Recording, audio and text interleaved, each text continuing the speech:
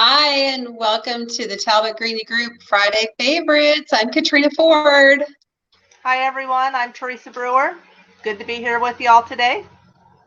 We are going to talk today about tips and trade secrets for staging your house when you are ready to sell. Theresa, do you want to talk about a couple of your tips and some of Sure, the I things that just you have a do? couple things. Of course, the first thing that comes to mind is curb appeal, because that's the first thing everybody sees as soon as they drive up to your house. First impressions are everything. And so just a couple little tips to freshen up the curb appeal is maybe power wash the outside of your house or the fascia or the gutters, just to clean it up a little bit. Um, in the flower beds, pull the weeds, Weeds. trim up your Right. bushes, things like that. And then when they walk in, if you need to freshen up maybe with a new coat of paint. I did see Katrina had posted recently a paint color that I hadn't heard of before. And I don't know if I'm pronouncing this right, but it's shiitake? Shiitake. Shiitake. Okay, I hadn't heard of that one before, Yeah. so I had to look it up and I liked it. Yeah, it's a really pretty neutral. It's more of the taupe side versus gray. Yes, and neutral colors are the best if you're getting ready to sell your house. That's what everybody's looking for. And then, of course, they say kitchens and bathrooms sell homes. So spruce those up in your kitchen, declutter counters, maybe change outdated hardware on your cabinets. Those are just little inexpensive things that you can do that are going to make it look more up to date. Right. I agree. And then, Yeah, it doesn't have to be expensive. yes, yeah, exactly. And then declutter. Just like I know a lot of people have large furniture and it looks beautiful, but if it's in a smaller room, it makes it look even smaller. So even just taking out some of the pieces helps make the room look bigger. And also the way you position your furniture also helps make a room look larger. So just a couple things. Maybe depersonalize a little bit, take down some family photos. When people walk in, they want to be able to see themselves living in this house. And that's kind of a deterrent for some people. I mean, some people can look past it, some can't. Right. And then show off your storage, like by cleaning out closets and things, making it look like you do have storage. Not like my closets that are overflowing and I need to do that. Like everyone's. And then just make sure your house is clean. I mean, that is a big thing for when people first walk in and see it. So what about you, Katrina? I think that's pretty much the big points of what staging really is.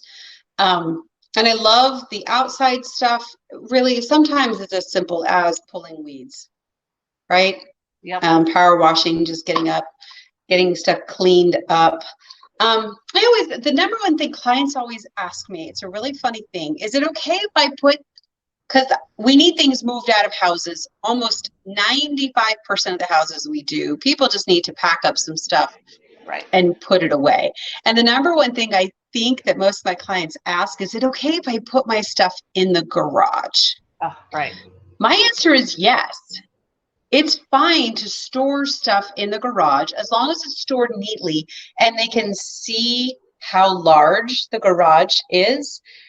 And generally, if it's a 2-car garage, they're going to see it's a 2-car garage. It's pretty standard. So it's okay to pack up your boxes, stack them nicely in the garage, because unless you've got an amazing, storage system in the garage that you don't want to cover up, just put the excess. But it doesn't need to be floor to ceiling covered in the garage with your stuff. Right. If you are overloaded with stuff, you may need to consider renting a storage unit. That's like the 2 dreaded words for most people, but you need to kind of live in the home without fully living in the home while it's on the market. Right.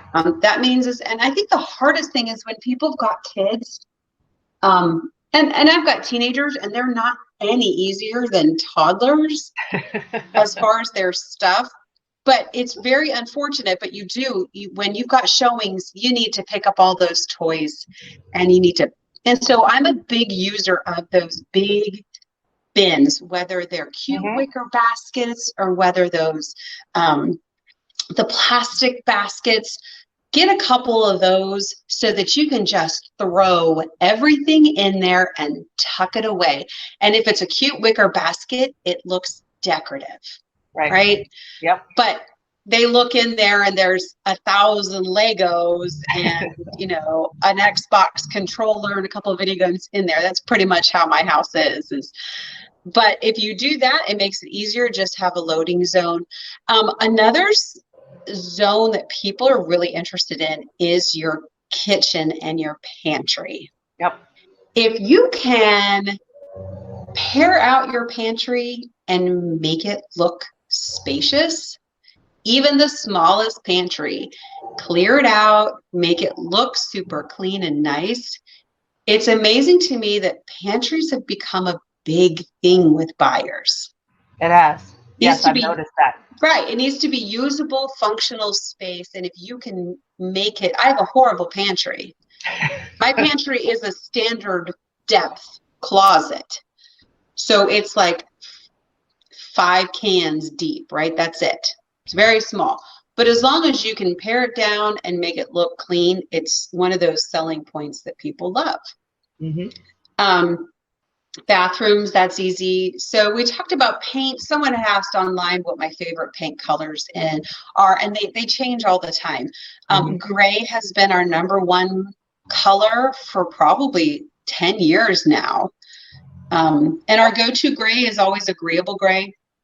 It is a grayish that people say sometimes shows more taupe. It's not. It really isn't. It's gray. It is, because the whole main level of my house is agreeable gray, and yeah. And it's gray. It is. It's just it's not what they talk about, and it's not a purple gray. No. Right? So it's not one of those true grays. My house is Repose. Repose is a great color. That's another one that I really like. But I think the 3 that I mentioned today are kind of the 3, which is agreeable gray, which is a very popular light neutral gray.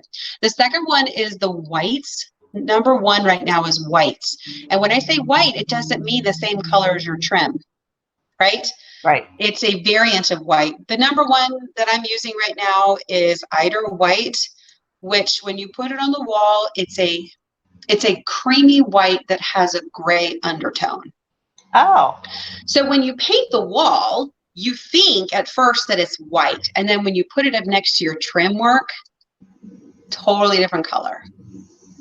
Oh, so as long as your trim is a nice brighter white, same with the color Alabaster. I love Alabaster. Really pretty color. It looks super light going on the walls, but then when you put it next to the trim, so your trim work is going to make all the difference. So that's my next tip, is paint your trim work. Yeah. It will make the biggest difference in how clean your house looks. And you might not have to repaint rooms as long as you update. And I think most people think their trim is white. It's not. Most of them are off-white, especially newer homes. What they do is they come in with a sprayer. They spray the entire house in like one color. Yep. Right? Then I guess the newer builds, the trim is a little bit different, but they're not a bright white for the most part. So just if you can paint the trim work and doors and brighten it up, changes the whole feeling. Yes. But I think we agree. Clean up the house, make it look like guests are coming, because guests are coming. That's right. Right? Make it look like your mother-in-law is showing up, is what we say. So, any other last tips, Theresa? No, I think that's good. We covered a lot. Well, thank you guys for joining us. Talbot Greenya Group is always ready to serve you. We do work with staging professionals, and we have that as part of, we can offer that as a service with our cooperating, businesses. But if you ever need anything else, Katrina Foard and Theresa Brewer.